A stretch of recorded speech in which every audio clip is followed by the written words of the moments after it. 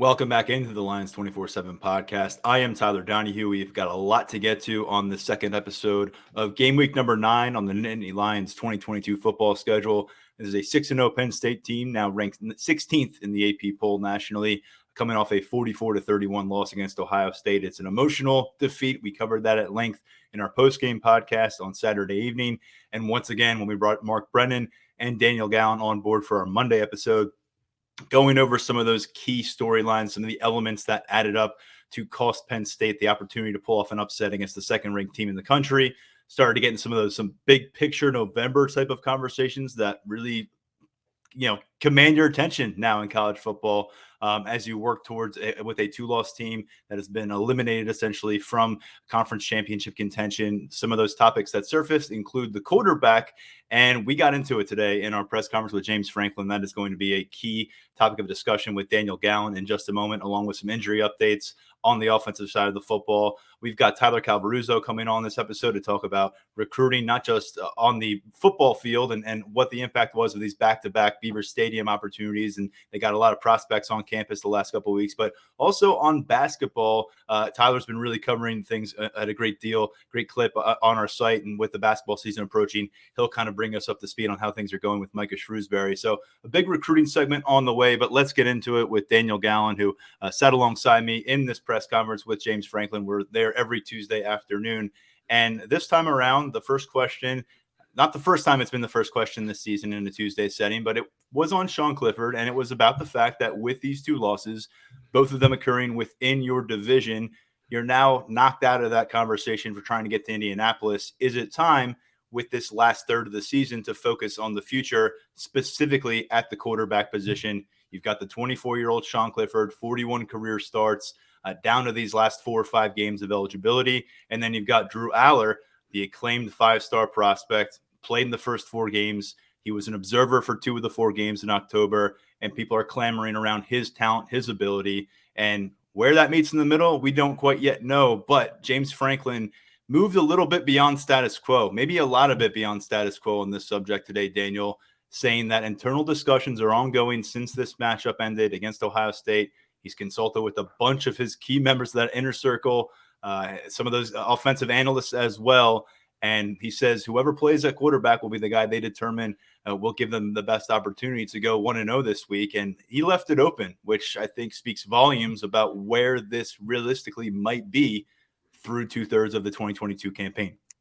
James Franklin moved beyond the status quo, but he did it in rather meandering fashion with a very, very long answer where kind of in the middle of it, we didn't really know what direction he was going to go in or if we could have even gotten some sort of concrete announcement out of there. But it was a really interesting day. I think it is notable that we went beyond the status quo of Sean Clifford's our starter. He's earned it. He gives us the best chance to go 1-0 this week. And the fact that it was left a little bit more open-ended. I did think it was interesting to hear James Franklin talk about all of the people that he consulted, which, you got Mike Yurcich, Manny Diaz, Ken Wisenhunt, Danny O'Brien, just a long list of names. And I think that, this wouldn't be something that James Franklin would take lightly. I think that's been clear from the start when it comes to Sean Clifford as a 4-time team captain, even though he did, to your question, he did say that doesn't really play a role in it. But the fact that it is a 6th-year senior who's won a lot of games, who's done a lot of good things, I don't think that this will be a decision that's made on a whim. And I think that's kind of borne out when we watch how things have gone in the games. When in the losses, when Drew Aller has come in, like the Michigan game, things were pretty much out of reach. In the other games when Sean Clifford was shaky, including that Minnesota game early, we didn't see Drew Aller. So I think that was kind of the microcosm of things. I guess the one other notable thing that James Franklin said that I don't know how much to read into it, but he did say that Clifford reached out to him on Sunday about meeting on Monday, and that hasn't happened yet. I don't necessarily know how much to read into that because James Franklin, especially today, liked to talk about all the meetings that he has with players. But it's just, there's a lot of details, and given where this team is, what the future looks like, and those answers we got early, it's going to be interesting to see, through this week and, when we're out at practice, what it looks like at quarterback. There was a couple things that were unsolicited that were a bit uncharacteristic in this kind of setting for James Franklin to mention. And one was that Sean Clifford had approached him on Sunday to set up a meeting for Monday. You're talking about a guy who's been on campus for 6 years. He's a 4-time team captain. It's not a strange thing for him to connect with the head coach on a one-on-one basis. That's not weird at all. What's weird is that Franklin would bring it up and then tell us that it hasn't happened yet. And it's now, Tuesday, and they're a couple hours away from their first practice of the week. And so usually, to get details on what's happening in a team-wide meeting is difficult. They're tight-lipped about that kind of stuff. So for James Franklin to reference that, I thought was interesting. And then additionally, before he got into telling us that the fact that Sean is a 4-time team captain versus Drew Aller being a true freshman is not a prevalent factor in their discussions. It's not something that is a centerpiece, a topic for them. But he prefaced all that by saying one thing that's jumped out to him in college football this year in teams that they've played and looking at their schedule is there's a lot of sixth-year seniors who were captains before and now they're backups on their teams. And again, James Franklin, it's just something that he noted and that he mentioned. I just thought that was interesting that he included that in the answer one way or the other. But look, with Sean Clifford, the deal is, and James Franklin's reference said it may have summed up exactly how it went for Sean Clifford as good as anybody else. He said, quote, if you go back and watch the tape, the guy played his tail off and made some really good plays in that game. He had made some really good plays in the previous game, which I came in here and talked to you guys about. He made 2 throws against Ohio State as good as I've seen him make since he's been here. But obviously there's 4 to 6 plays that we've got to get rid of. And right now, the conversation isn't really on Sean Clifford losing his grips on this job because of what transpired over 4 quarters, or more notably the last 9 minutes against Ohio State. It's more so the fact that they are at this fork in the road because of how the college football season dictates it. Until the playoff expands and a 2-loss team can have those dreams in November, that's how it is right now. And right now is a point where you get into the schedule where it looks like it could be a bit more of a soft landing for Drew Aller if you had done it a couple weeks ago. So what do you make of all this? Because clearly we're not going to get an indication on Wednesday. We're going to see both Drew and Sean throw passes, work through drills. I'm sure Sean will be ahead of the line. If he's not, maybe we can talk about that a little bit, but it's still going to be hard to read into that much.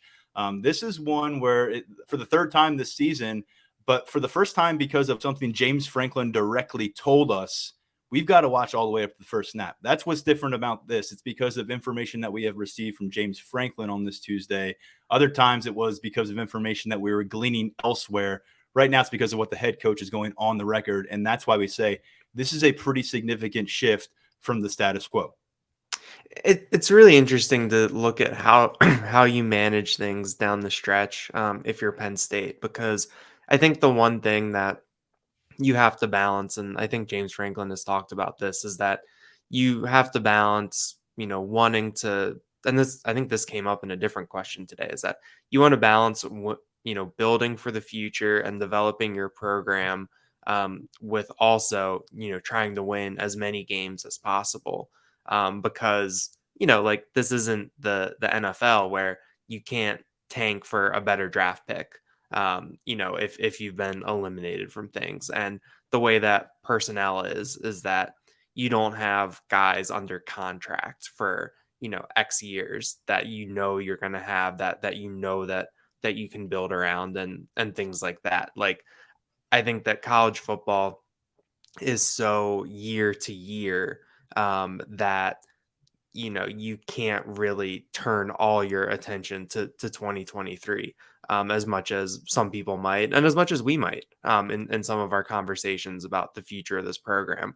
It's such a day-to-day, week-to-week sport. There are guys on the coaching staff who are, that want to put their best foot forward, that want to, continue to make a good impression. There are players who want to, solidify themselves, their position. They want to win games. They want to play their best because that is what is best for them right now. And so I think that it's a delicate balance, but at the same time, I think that given what we know about Drew Aller and what we know about Sean Clifford, is that Drew Aller might be the type of player where you can kind of do both at the same time, where he might give you a better chance to win than Sean Clifford, and you're also building for that 2023 season. You're seeing what you have. You're looking at younger guys. You're really kind of putting together maybe a core of what next year's team might look like. I think that Drew Aller is the type of player where you might be able to do both, which when it comes to some of these things isn't always the case. When you talk about trying to balance the present and the future. So I'm interested to see what that looks like. I think that in the past, if you look at last year, some of the guys that we saw get run at different points, that James Franklin isn't necessarily averse to playing younger guys in these types of situations if he thinks they deserve it. Like I think about the fact that Olu Fashanu was, if he wasn't hurt, he was going to step in at left tackle. Obviously, there was an injury there with Rasheed Walker, but I think that's an example of, all right, we're turning to the younger player. They weren't turning to Bryce Effner at left tackle, who had been the primary swing guy last year. They were turning to the younger prospect with the higher upside. So I think it's going to be interesting to see how the depth chart shakes out a little bit as we go forward, and if there are any changes. But I think that if you're Penn State, you still have, if you're James Franklin, like you still have to win as many games as possible. I mean, I think that some people might say that at this point in the season, there's no difference between 10-2 and 8-4. I mean, I think that when it comes to perception of your program, there's a huge difference between 10 wins, even 11 with the bowl game, than there is between 8 or 9 wins. And you still have to be putting out a good product to show on the recruiting trail. You still have to be, making your program visible and showing what it can be as it's going. So that's kind of I guess that's my own meandering answer to Daniel, match James Franklin earlier. But I'm convinced that people who make the case that there's no difference between 8-4 and 10-2 are just grumpy about the bowl setup, and they're bad about the opt outs. Because if you're telling me that you get to December 1st and you feel like there's no difference in a Penn State team that lost to Maryland and Michigan State versus not losing those two games, yeah, I don't think that's necessarily the case. It matters very much that you finish this strong, that you finish this season strong on the field, off the field. It matters a lot. And eventually, we'll get back to it right here at quarterback. How do they determine where it goes forward? James Franklin and this inner circle that he has described, and all these guys bouncing off this conversation together, and they want to follow this week of practice. And it's kind of very interesting as we've covered Sean Clifford. I've covered Sean Clifford so long. The fact that they would be monitoring this week of practice to determine who the starting quarterback was going to be for Saturday's game when they've got the sample size of 41 starts in 6 years on campus. It's pretty remarkable to hear that come out of James Franklin's mouth at this stage. But it's also something that we knew might be inevitable, especially if Penn State picked up a second or third loss by the time they got to November, because when Sean Clifford made this decision to stick, not just in college, but to stick with Penn State for year 6, he knew very well that a couple weeks later, Drew Aller was putting pen to paper. And then a couple weeks after that, Drew Aller was going to be enrolling on campus and joining him in that quarterback room every day. And just as Drew Aller was well aware when he signed that Sean Clifford was sticking around as a 4-time team captain, as a 6-year player. And now here we are. They've experienced 8 games together with this Penn State football program. And I believe 4 of the first 5 questions here on the first day of November centered on the freshman quarterback and the 6-year senior. Quarterbacks are everything in football. It feels like that's never been more so the case than college football right now. I think I called it a 1-year rental situation with quarterbacks last year. That's what it's like. And it feels like you have to seize your moments. You can't get it wrong with quarterback dynamics, because then it can take you 2 or 3 years to dig yourself out of that hole, or maybe you never do. It just seems like a lot riding on what happens, not just in Bloomington this Saturday, but over the next 2 to 3 weeks, and how they kind of navigate this thing as they work a very respected team leader toward the exit door and try to usher in this celebrated new hotshot young quarterback who seems very prepared for the moment by a lot of what we've heard from inside the building. Definitely. The dynamic is what's most interesting to me is, what are the players seeing behind the scenes? What do they want? What do they think is best for the team? Obviously, Drew Aller came in with a very big, a very talented freshman class that has played a lot of football for Penn State this year. I think you'd know the number of red shirts that have been burned better than me. I think 8 or 9 at this point. Yeah, Um, 9. 9. Like, those are all Drew Aller's classmates. They were in the class with him. We've heard good things about the relationships among that group. So it is an interesting dynamic to I guess juggle in the locker room, but at the same time that's why you get paid to be the coach. Yes. And that's the job also of the quarterback. The quarterback room is to navigate some of these circumstances. But well, it's interesting to see. I mean, I think that what we see on Saturday will go a long way towards determining what this November means for Penn State. What it is. I mean, like you said, it's a pretty soft landing. I think even if Maryland comes in at 7-2 and ranked, that's not necessarily a team that's going to strike fear into you. And Indiana doesn't, even though things can get weird in Bloomington. Rutgers doesn't, and then Michigan State at this point doesn't. So Mhm. I think that you're set up that if you want to see what you have, if you'll have the opportunity to do it. Whether or not that's you should have been doing that against Minnesota or Northwestern or more against Central Michigan. That's probably a conversation that will be easier to have in January or February. But it's an interesting dynamic right now for Penn State to juggle, and I'm curious to see what that actually looks like with whatever they decide to put into practice. You look at 4 possible paths moving forward, Daniel, with the rest of the season, and how it evolves as a quarterback. One is that Penn State does not impress in November, and a big part of the reason is the quarterback play of Sean Clifford. That's going to leave people feeling a certain way. The other is that Penn State does impress. They go to 10-2. Sean Clifford's a key reason why they get into New Year's Six Bowl. Then people are going to say, "Well, Sean really need to start the bowl game. Can we get Drew these reps?" And that conversation is going to continue. People are going to be happy, and I think a lot of people will be happy to see Sean Clifford finish his career that way. But at the end of the day, they may feel a little unfulfilled, and Drew Aller not getting all the looks that he possibly could have in year one.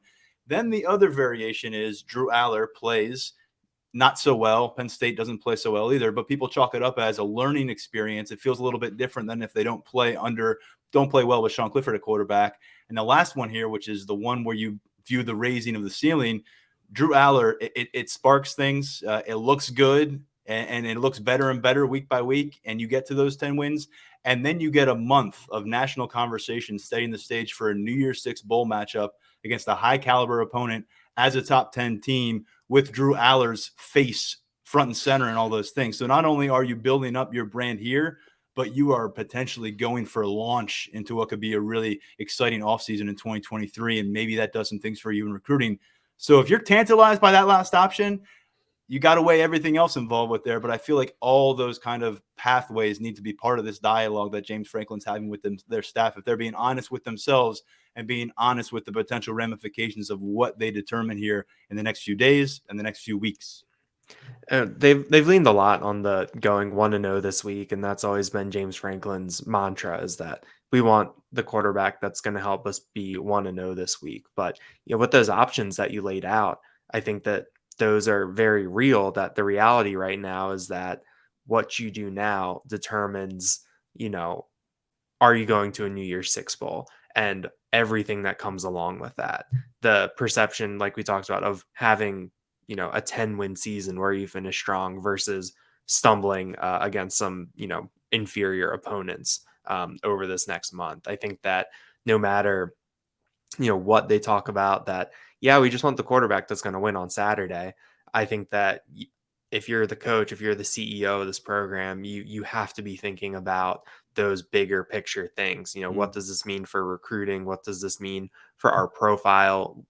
What can we do to win these games so that we can have all of these other, I guess, tangential benefits, the indirect things that will help the program that could help on the recruiting trail and could just be a good experience, for the players.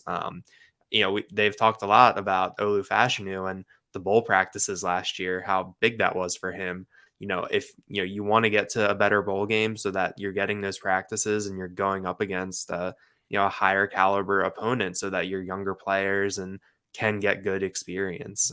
I think that there's really a lot at stake right now for this program and over this last month that goes beyond just going 1-0 4 times.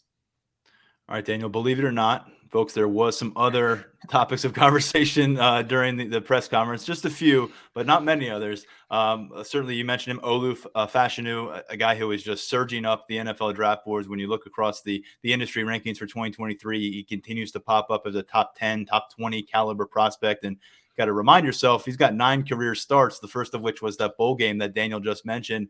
We got an update on him, Daniel. It wasn't much of a clear update. We'll get to practice on Wednesday. That's usually a good chance for us to see how things are developing and progressing in terms of availability. But this is a guy who has played as much as anybody on this Penn State football roster in 2022. And if he's not available for this matchup, because of the way he has played and performed, because it might mean in shuffling some things offensively, that puts you in a little state of peril, regardless of who your quarterback is. Yeah, James Franklin gave it a we'll see how it goes this week, which is a little bit different than his normal hopeful answer, which I think kind of emerged as his stock response for a lot of injuries this year. I think Landon Tangwall got the we'll see how it goes this week earlier in October and ended up not playing. But I think that as it is with injuries, we'll get a little bit more information on Wednesday night, and then we'll know for sure at I think 3:30 p.m. Saturday with how things are up there. But I think that Fashanu's injury is big because Penn State was, no matter how they talk about Hunter Norzad or Bryce Effner as starters, playing starter reps. I mean, Landon Tangwall and Caden Wallace were the ones that were out there for most of the year. And, you're already down 2 starters. We talked about how they've been able to go 7 deep this year as opposed to 6 deep last year. Well, if you're down 3 starters, that means you're going to have to go 8 deep, which I guess would mean Jimmy Christ getting a lot of run based on what we've seen. So it's definitely something to monitor. I mean, like we've talked about with other positions, you can talk a lot about depth, but depth can disappear pretty quickly. So if Olu can go, I think that's huge for not only whoever's blindside he's blocking, but just that offensive line in general. I'm curious. You mentioned Chris because he did come in off the sideline, seldom used redshirt sophomore tackle. He was the bookends with Bryce Effner there in that matchup at the very end against Ohio State. But when you envision you have a game week here and you kind of know where it's kind of going, I do wonder if Drew Shelton is that guy who gets the opportunity, and he's a true freshman. He's played in a couple games. It's a big ask to go be a starting left tackle in the Big Ten, but he's a top 24/7 prospect. It's the guy that they have not been shy on the record, off the record about discussing as a key piece for them in the trenches this year moving forward. He's really added a lot to his physique, 25 plus pounds, I think, to this point in enrollment. It's showing up on the field. You can see in some of those practice matchups against the veteran defenders, he's got strides to make, but he's been getting a lot of good work out there. A lot of quality reps as a second teamer. So I'm curious if Olu was unavailable, and then if you also throw on top of that Caden Wallace's iffy status, maybe this is a moment for Drew Shelton to step up and play his 3rd game and maybe play a lot. But again, we'll have Wednesday practice notes up at lions247.com. Keep tabs on who's out there, who's competing, and what that might mean for Saturday's matchup. The other name to know here, and a guy we'll have to watch closely at practice as well, is Kevon Lee. James Franklin shed quite a bit of light on that situation, actually, saying it's been 5 games now, 5 weeks, I should say, where Kevon Lee has been hurt, working through some things. That makes a lot of sense because you look at his usage. He missed the last couple games. He only had 1 carry against Michigan on 4 snaps. So you've got to go back to Northwestern the last time he was significantly involved in a game plan, and he was really out there because of the fumble issues ahead of him. This is a guy who has 17 total offensive touches, Daniel, since he scored that game-winning touchdown at Purdue. But let's not kid ourselves. Nick Singleton, Katron Allen, they are not indestructible. You need depth at running back.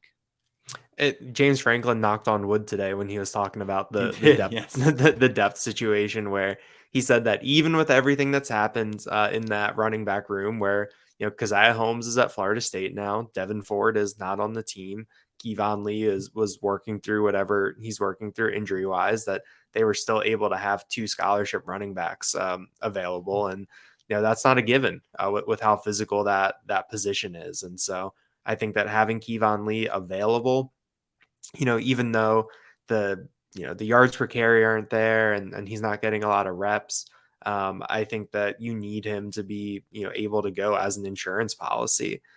Things can go pretty quickly, and we saw it. Like Tank Smith was, only a couple snaps away from having to play these, major role these past 2 weeks. So I think Kevon Lee will be an interesting to watch. I was glad we got some clarity on that, because that was one of those things where there's a bit of a vacuum, and his pregame warm-up routines have been different every week. But now we know, and we'll see. I mean, I think that's big for Penn State if he can be healthy, if he can be ready to go, because you never know when those fumbles are going to come, and you never know when an injury could come. Yeah, Kevon Lee last year, one of his better games was against this Indiana team. He had 82 yards on 9 touches, including a 44-yard rush in that matchup. We look across the way. This is an Indiana team that they're going to be without their leading receiver on the season. He's done for the year. Reports out of Bloomington indicate they're going to be without their lead, one of their top tacklers and a veteran linebacker. So you cross a couple names off that list, and we'll dive into the Hoosiers a lot more on our next episode with an Indiana beat reporter. But you had your piece up here on a Tuesday, as you always do, going through 10 opposing players to keep an eye on this week. Who were some of those that stand out to you? On the offensive side of the ball, I think that the wide receiver position is going to be pretty interesting. Cam Camper was Indiana's leading receiver. He's out for the year with a torn ACL, which means that we're going to see a familiar name for some Penn State fans, Emory Simmons. He has been Indiana's kind of second leading receiver, and I think that he'll get a lot more run. DJ Matthews is a Florida State transfer who's played a role for them, but I am kind of intrigued by the running back room for Indiana. Sean Shivers is an Auburn transfer. Josh Henderson is a North Carolina transfer, and Jalen Lucas is a freshman. All of them have done some pretty good things this year. One thing that James Franklin brought up today is that Indiana is going to run a lot of plays. I think that under Walt Bell this year, they're one of the fastest paced offenses in terms of tempo. Hasn't always gone well for them. I did see a quote from Walt Bell earlier this week about time of possession. That was something along the lines of, if your 3 and out goes in 45 seconds or a minute 20, you've still gone 3 and out.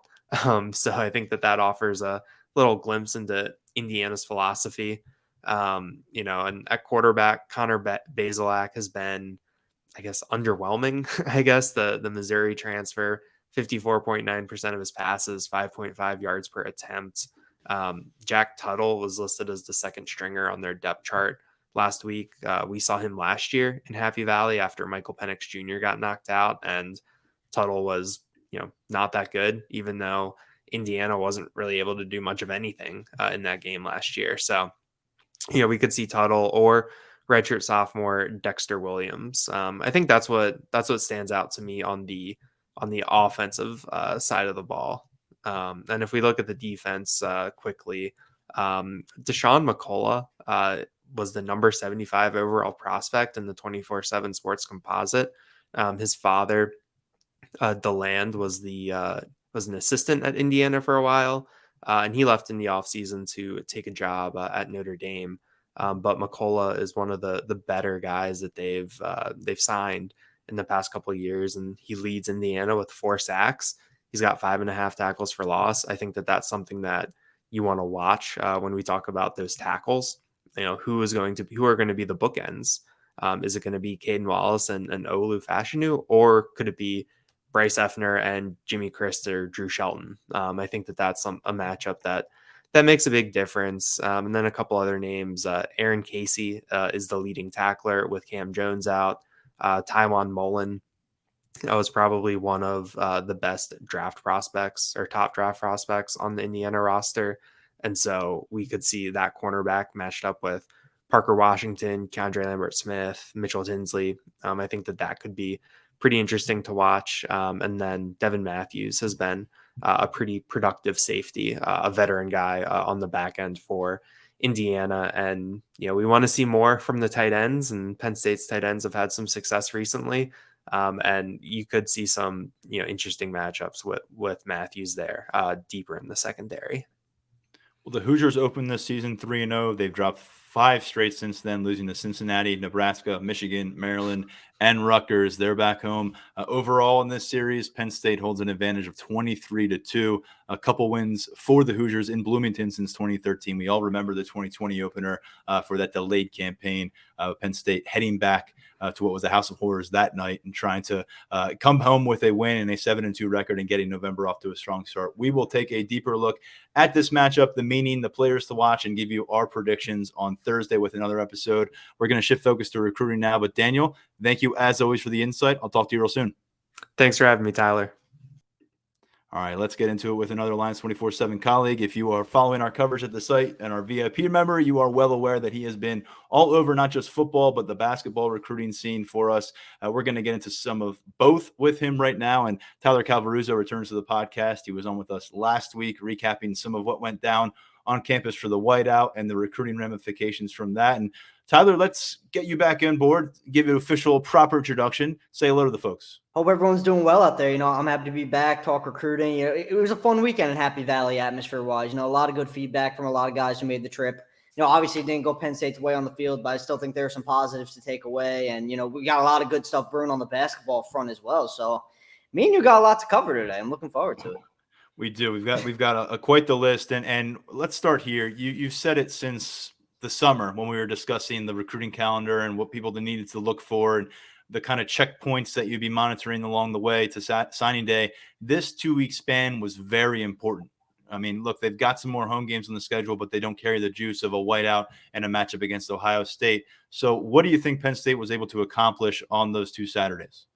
I think really the biggest thing that stood out to me was just the inroads that they were able to continue to make with a lot of their top 2024 guys. Guys like Quentin Martin, just the likes of elite prospects who made it to campus for the whiteout in the Ohio State game. All really enjoyed their experiences on campus. All really had good things to say coming away from their trips. So while there's still a ton of focus on finishing 2023 strong, Terry Smith said it last week, still about 4 to 6 spots left in that 2023 group. There's just as much focus on 2024s, the 25s, and even the 26s. I know that feels like a long time away, but Steph's got its radar on some guys in that class. So just, continuing to build relationships. It's always great getting these guys on campus and, catching up for the staff, being able to catch up with them before games. That's always something recruits love, and that's something the staff has been able to do really well before these games in some pretty big atmospheres. So really just a lot of positives on that front, and just we talk about relationships so much in recruiting, and these 2 weekends, just, getting recruits in that environment and just, introducing them to that it just helps Penn State's cause, considering they already have such good relationships with so many guys who are high on their board across multiple classes. You caught up with a New Jersey standout who I know we had a chance to see in the camps this summer. You had a chance to see him in September in some New Jersey high school ball. And Michael Thomas has an excellent name for the wide receiver position, although he's Michael Thomas III, I should note. 2025 prospects, so we've got a long-term conversation to have here. But he got back to Happy Valley, got into Beaver Stadium for this matchup. What did you hear in your conversation with him? Yeah, so this trip was something that he'd been wanting to do pretty much since he camped in, I believe it was June 11th. I think he was at that camp. He camped, he got his offer that day, and he knew he wanted to get back for one of these 2 weekends. He was originally planning on coming up for the whiteout game against Minnesota, but, some scheduling conflicts there, had to make it up for the Ohio State game, and it was really overall just a positive trip for him. He got to see Parker Washington have himself a day. That was really big. That was something that he mentioned to me. And he was a big fan of the atmosphere. He has a really good relationship with Taylor Stubblefield. I think that's the big thing to know in this recruitment. Those two are, have developed a pretty strong bond. And he's also really tight with Gabe Infante as well. So there's a lot working in Penn State's favor there. The thing with Thomas is still very young, still developing. That 2025 receiver board long way away from its final product, so we're going to have to see where the chips fall at the end of the day. But Mike Thomas likes Penn State a lot. There's a lot of love there between him and the staff. So I think the Nittany Lions are going to be high on his list moving forward, and he'll be a name we're talking about for a couple of years now, really. Is sticking with the underclassmen theme, but bringing it back to the state of Pennsylvania and going out to Imani Christian Academy in Pittsburgh. There's a couple underclassmen out there to be well aware of who are going to be ranked highly if they are not already, and have Penn State interest with early offers. Deshaun Burnett in that 2025 cycle, David Davis in the 2026 cycle. I can't believe we're talking 2026, but these are the guys we're interviewing now, and these are the kind of guys that are getting quote unquote scholarship offers. It's tough to call them tangible scholarship offers still when they're this early, but it's a genuine expression of Power 5 interest at a very solid level. What's the feedback from these guys, and how much is Penn State going to have to monitor them moving forward? Imani Christian, man, they're in a really good spot with those two. They got a lot of young talent on deck there. And Deshaun Burnett, we're talking about a guy who's already ranked in the top 100. He's a really dynamic linebacker. He does a lot of different things for Imani Christian. He mans his linebacker position. I also believe he plays some quarterback for them as well. So he's just an all-around athlete, really smart football player, for high football IQ. That's the constant praise that I hear for him. And he's athletic as heck, too. So he's got that going for him as well. Early on, we talk about 2025, 2026 kids. Still, obviously, a really long way to go, but he's high on Penn State. He has a lot of admiration for the coaching staff, the defensive staff, and the work they put in and the work that they put into recruiting him early on. And I received a similar sentiment from David Davis at 2026, who an athlete, lines up by running back and defensive back for Imani Christian. This was his first taste of Penn State over the weekend, and he really, really loved getting up there. Burnett had been up there. He's been up there twice in 2 weekends. This was Davis's first trip, and he got the chance to catch up with Terry Smith and James Franklin before the game. Really brief chat, just a check-in, but, man, he was blown away with that, just being on the field and talking to those two. So positive feedback from those two. Definitely names we're going to be keeping an eye on because, just given that they're in-state kids and they already have such a high level of interest and they have offers on hand. So definitely ones we're going to be monitoring. How about this? The Greg Biggins had this, who does a great job, really focused on the West Coast recruiting scene for 24/7 Sports. But he had a story up on Lines247.com yesterday on Monday about this group who came from Southern California, most notably from Mater Dei, the powerhouse out there in Santa Ana. Brandon Baker, who many believe may be the top offensive tackle in that entire 2024 class, was in Beaver Stadium on Saturday. Elijah Brown, a top 100 quarterback in that class as well, a guy who's 27-0 as a starter for what many consider to be the nation's #1 high school program. He was in Happy Valley on Saturday. And let's face it, they're going to be at a lot of big-time games. And moving forward, they've already been to a bunch. I just thought it was notable. And there were other names involved there. But just to give people an indication, we downplayed it a little bit going into the game because it was a noon kickoff on a Saturday that inhibits what you can do in terms of expanding up your recruiting event and really ramping that up. But it was a destination game for some recruits, and not just guys from New Jersey, from Pennsylvania, from Virginia. You had guys get on planes to be here. And when they're coming in groups, you always appreciate that. And you want them to come back as groups too. It definitely wound up being a destination game. And like you said, we did downplay it, I think, a little bit. But also what we said kind of came true because as the week went on, that trip came together later in the week. Originally it was thought that group was going to make the trip, but, we got to go obviously make sure that's happening. We got to go out there and confirm it. They got games on Friday night. They got scheduled stuff going on. There's a bunch that goes into a group of California kids making a trip to Pennsylvania to watch Penn State play. And that came to fruition with that Mater Dei group. And it's funny, I got some eyes on that Mater Dei, that young Mater Dei core that they have last season. I don't know how many of our listeners know this, but in addition to what I used to do at 24/7 covering Boston College, I also did some work for USA Today with the high school sports football top 25. So I saw a lot of Mater Dei football last year, more than I was anticipating to ever watch.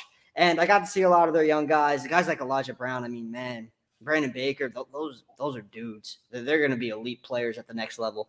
So moving forward, obviously it's going to be tough. West Coast kids, they're going to have a ton of interest. They're going to be making a bunch of visits to blue blood programs, but anytime you could get that kind of a group on campus in any sort of setting is a big, big win for the staff, in my opinion. Just it's like I said, you expose these kids to that environment, especially California kids where it's not really accessible to get out to Penn State all that often. So some good ground was covered with that group, and the staff's happy it got them out there.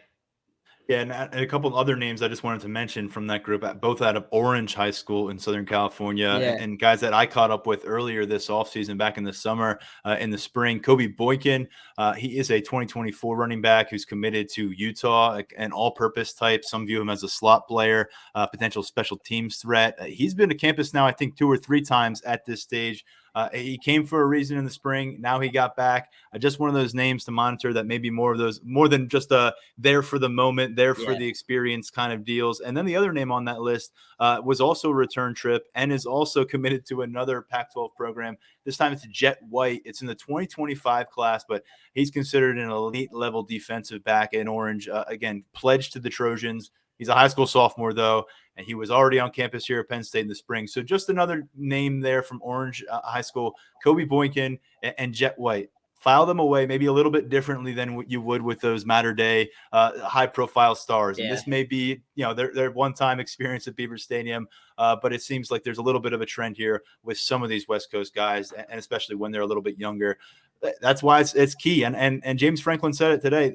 Over the course of this game, he's very proud of the way Penn State played, not so much about how they finished. But I think that probably resonates with prospects, at least from my vantage point, what I've heard, what I've seen. How about from you? The fact that Penn State went toe-to-toe with the number 2 team in the country, once again was unable to find that win, but it certainly wasn't a repeat performance of the Michigan matchup. And I think if it was, that's where you can really slide in the recruiting perception. If anything, they've solidified themselves in that regard, I would say, on Saturday. Yeah, I'm glad you brought that up because that's actually a really good point. We've talked so much about Quentin Martin on this podcast, the 5-star from Bell Vernon, and just how high he is on the board and how much of a priority he is for the staff. And he caught up with our very own Brian Doan after the game. And one of the big things that stood out to him was just the fight that Penn State had throughout that game.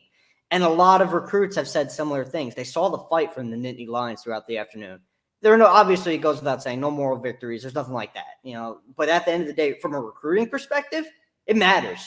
It's like you just said, getting blown out versus putting up a hell of a fight against an elite team. That resonates with kids. Guys like Martin saw that. So, yeah, a loss is a loss. But in a sense, Penn State helped itself with the way it played. There was a lot of fight from that group, and recruits definitely took note. That's not something that's lost on them ever, really.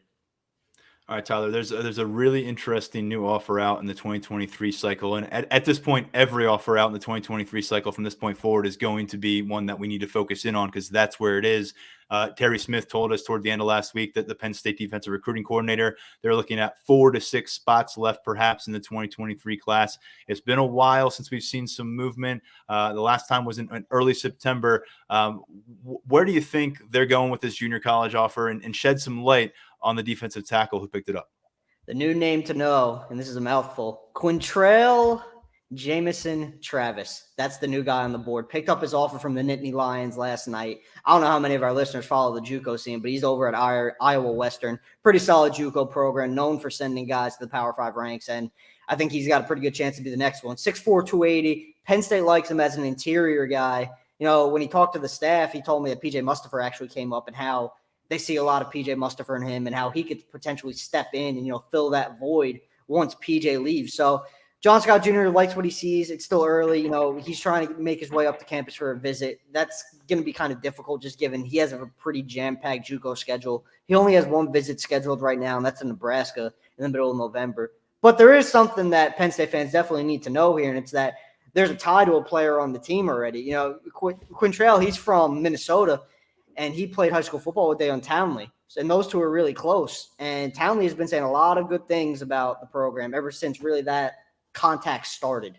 And that was, leading up to the offer weeks, he'd been in contact with the staff. So those two have connected. He can see himself on Penn State's defensive line. It obviously helped that he has one of his buddies, feeding him intel on the program and just how things really run. And he's really like that. He's heard a lot of good things. So name to know moving forward. We'll see if he winds up making it to campus. I think he will at this rate. But we got to see how that comes to schedule or it comes to fruition. He's got a busy schedule. Townley is a redshirt freshman defensive end, and so not only is he tapping into insight to the program, but insight to that position room, insight to that position coach and John Scott Jr. So you like that tie-in. And by the way, I'm not sure if you mentioned this in your story that you wrote up on this JUCO offer, but Iowa Western is where they got Jordan Vandenberg from a couple of years ago. Just last year, actually, was year one for him, taking on a bigger role here now at defensive tackle for Penn State. So they've got a bit of a track record now in grabbing a defensive lineman, having him come in, play for for the same position coach. So a couple trendy things there, as there's other Power 5 interest being generated, and Penn State is not the first one to this party as well in this recruitment. So they've got some work to do. They've got some familiarizing to do, and we'll see where it goes moving forward. But again, anytime you see a 2023 offer pop up, JUCO, high school, senior, otherwise, it is notable at this stage of the cycle. Yeah. Tyler, with that in mind, I know you've got some plans to do a bit of a board reset. You had some commentary on this with an article last week. With those remaining spots, there's not a lot of obvious, put this guy here, he's clearly going to be the one who ends up filling it. What do you think takes shape here between November 1st and that third week of December that ultimately determines how Penn State finds the right pieces? I really, at this point in the cycle, you're just really zoned in on positional need. And that's obvious. Penn State is kind of nitpicking what it needs to address. It's already loaded up on 20 kids. Now the focus on where can we add quality depth this late in the cycle? Is it a JUCO kid? Is it a late blooming high school kid? Is it a flip? And, now we have to take the transfer portal into account as well. And we've talked about what Terry Smith has said a bunch.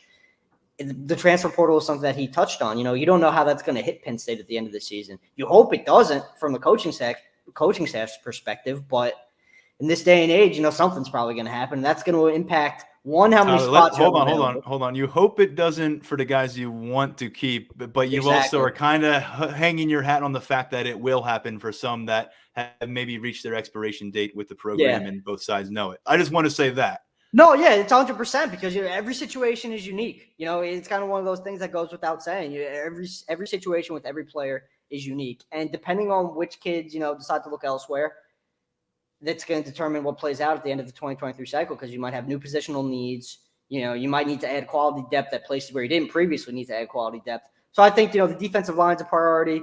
I still think there's, as we just saw with the offer that went out, I think there's still a desire to add another running back, and possibly another wide receiver. Edwin Joseph is still very much in the mix. Maybe another piece in the secondary, but maybe at linebacker as well. We still got to see what's going to happen with Kavion Keys, who 4-star committed to North Carolina, who we've talked about plenty. So definitely a lot of moving parts. And I feel like as the early signing period inches closer by the day, we're going to get a pretty clear picture of what this staff is doing and where they're really, really focused on adding. You didn't mention it, and before a listener asked about it on our message board or something else, why didn't you mention it, or did you forget? Offensive line. Yeah, offensive line's an interesting place right now. Stanton Ramil, Michigan State commit, he's a name that's popped up. One we've heard might have a pretty good amount of interest in the Nittany Lions if he were to back off his commitment to the Spartans. We'll see if that happens. The board, I don't want to say it's a mystery. I just feel like there's a lot being monitored there by Phil Trotwood and company. A lot of evaluating going on at this point in the cycle.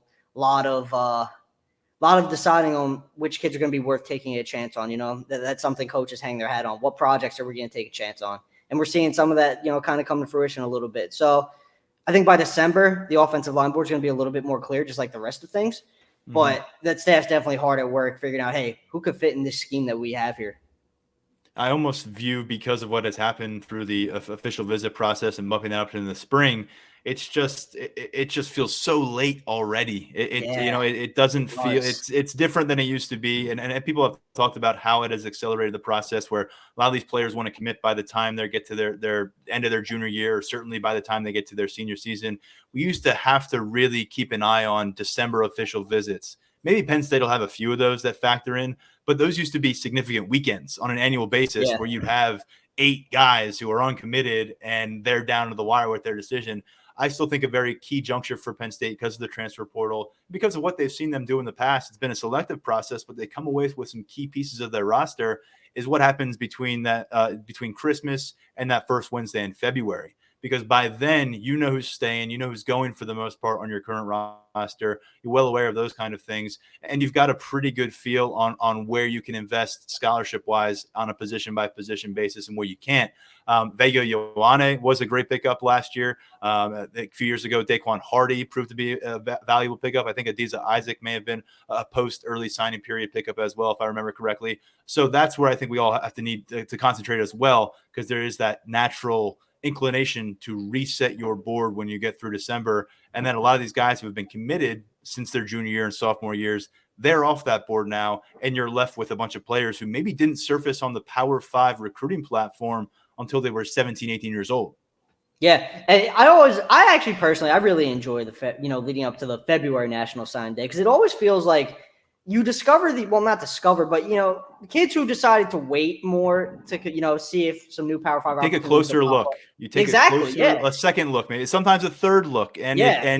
you I've start seen to fourth looks, see man. some different things. Yeah. I mean, it's the key part, and for those who just want to kind of say it all has to happen in December, I think you're shortchanging the process because there's a lot of really good players who, for one reason or the other, could be injuries, could be exposure, it could be their coach didn't put in the work to get them recruited at the high school they're at. There are really good players who get lost in the shuffle, and they end up on one of your rivals, and they score 4 touchdowns against you over the course of 4 years. You learn a lot about them, so you try to get them on your roster. Yeah, there's always late bloomers. That's just the nature of the beast, and that's what January and February is all about. So I think there's definitely going to be some of that going on in terms of Penn State heading in 2023 as well. Well, long term, of course, we'll keep tabs on. I know the day-to-day, though, Tyler has you covered on our message board, lions247.com, with our coverage. Been great, doing a great job engaging with a lot of questions of late as well. Let's finish with some basketball recruiting talk. We had Daniel Gallen last week breaking down what he saw and heard at Penn State preseason media day. Tip-off is nearing for the Nittany Lions. And, of course, a lot of excitement about what they may be able to do on the recruiting trail coming off a top 25 class in the 2022 cycle. You've been great getting us a lot of information, 2024 class, off of these visits. And I think that's where we have to start. Beaver Stadium isn't just home to football prospects during football games. No, 2 official visits last weekend, a pair of unofficials going down. So the 2 official visitors, pretty big names, I would say. Peyton Marshall, he's a top 50 center from Georgia, and Sir Muhammad, top 100 wing from North Carolina. He's actually the son of former NBA big man Nazir Muhammad for our basketball fans out there. So there's pedigree there. Just starting with Marshall, he's been a pretty big talking point on the board recently, for a couple months now, I would say. He took an official visit to Auburn in September, and that was actually the weekend that Penn State played down at Auburn. So that trip went well, and coming out of that trip, the general sentiment was that Auburn's going to be really tough to beat, and I still think that's true, but being a top 50 prospect from the South where you have all of those SEC options, if you decide to come up to Penn State for an official visit, I think it's pretty telling of where your interest lies. I think the Nittany Lions have a real chance there for a pretty elite center from what I've seen out of him. Really big kid. 6'11", 290, moves really well. He's good on the glass, athletic, down low, pretty good low post game. A lot to offer there. And I think Penn State's definitely in the running. And with Muhammad's a bit more of a versatile prospect.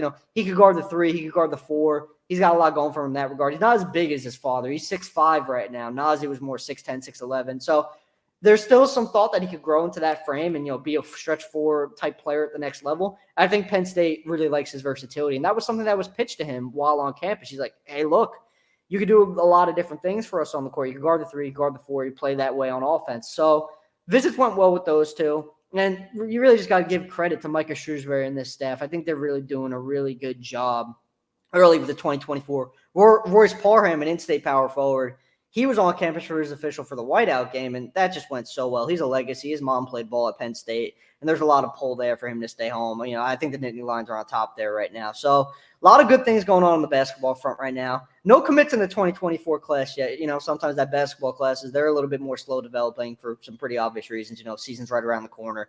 Guys are going to be taking visits, really vetting their options, but Penn State has put itself in a pretty good spot with guys who are high on its board. So Shrewsbury and company, they got to be happy heading where they are right now.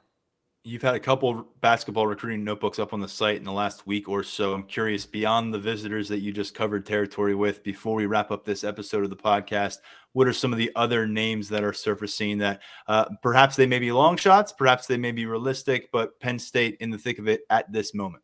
So in 2024, there's Matt Gilhul. Sorry if I butchered his last name. I think I got it right. But he's a West Town forward. He's made multiple trips to Penn State, and all of those trips have gone well. So Nittany Lions, another prospect they are right there for. The thing with him is Maryland has been pushing pretty hard. I know the staff down there feels pretty good about his chances. So there's some Big Ten competition there. And then in the class of 2025, the name to know, remember this name, Malik Thomas. He's top 10 in the country. He hails from Pennsylvania, and he got his official offer from the Nittany Lions over the weekend. They had been courting him for a while, and now he has that offer. He made 2 trips to campus in as many weekends, and both trips went really well. And I've been saying it on the board, a player of Thomas's caliber who's already starting to hear from the likes of Duke, Kentucky, Kansas, that interest is going to be there throughout. Getting him on campus early and getting that relationship built up early is so important because I've heard there is somewhat of a desire to stay closer to home. I know Pittsburgh has presented an intriguing option to do that as well. But the staff has done a really good job here early of just, selling its vision for him in the backcourt. So this is going to be a really tough pull. There's no sense in sugarcoating it. He's an elite prospect. And by the time he gets to the point where he's going to be playing college ball with the new rules, he might be off to the NBA if that's how his development goes. So we're going to have to see what plays out there. But I know Penn State's putting in a lot of work there early. And it seems like it's paying off. Well, he is Tyler Calvaruso. He does a fantastic job covering recruiting, as you can tell. Also, basketball for us at Lions247.com. Tyler, always nice to have you back on the podcast. We'll talk to you real soon. Always great to join you, man. Thanks for having me. All right, good stuff from Daniel and from Tyler on this episode of the Lions 24/7 podcast. We're back a little bit later in the week with full perspective on what this Indiana Hoosiers team will bring to a matchup against the number 16 Nittany Lions.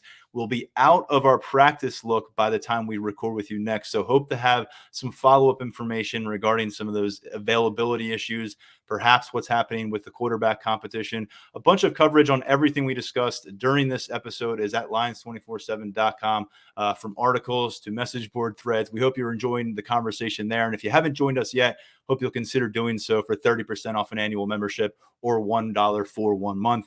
On behalf of our whole team, I'm Tyler Donohue. This has been the Lions 24/7 podcast.